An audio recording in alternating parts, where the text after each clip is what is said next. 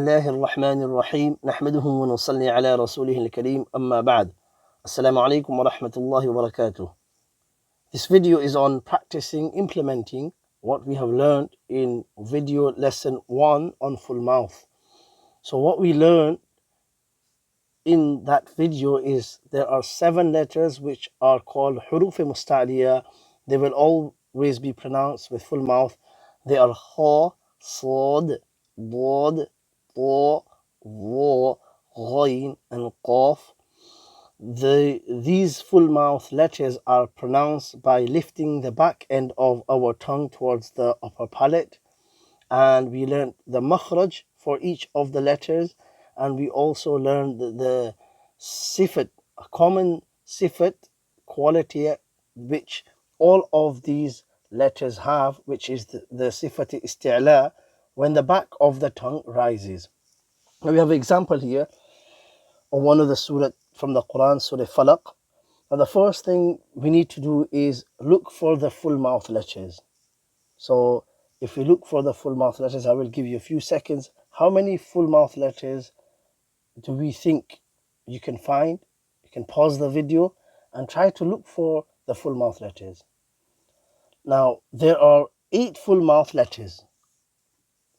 As you can see, there are full mouth letters in this surah. There are 8, and to pronounce these letters as full mouth, and the remaining letters and all the other letters have to be pronounced with empty mouth.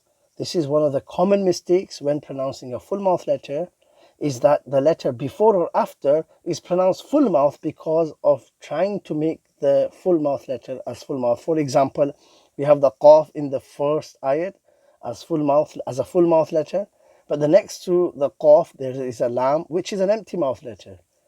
So a common mistake, people would recite this as qul a'udhu bi rabbil falaq. The lam of the falaq and the lam of qul is pronounced full mouth. So we have to ensure that the remaining letters are recited with empty mouth.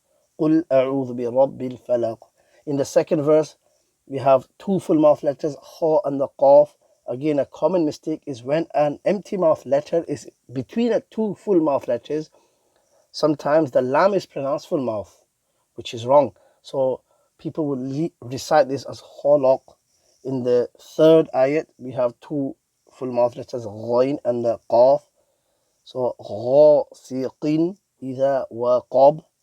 And the last word waqab, there's a qaf which is full mouth, in making sure that the waw remains empty mouth. Waqab is a common mistake because of the qaf. Waw is pronounced, but sometimes people pronounce this as full mouth. And in the 4th ayat, there is 1 full mouth letter, the qaf. So this is how you would recite this surah. Bismillahir Rahmanir Rahim.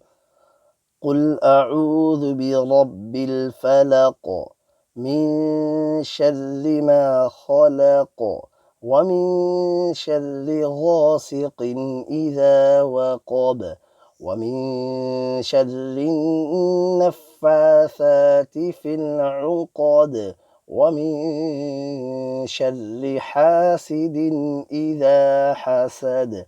صدق الله العظيم. جزاك الله خيرا وأحسن الجزاء. السلام عليكم ورحمة الله وبركاته.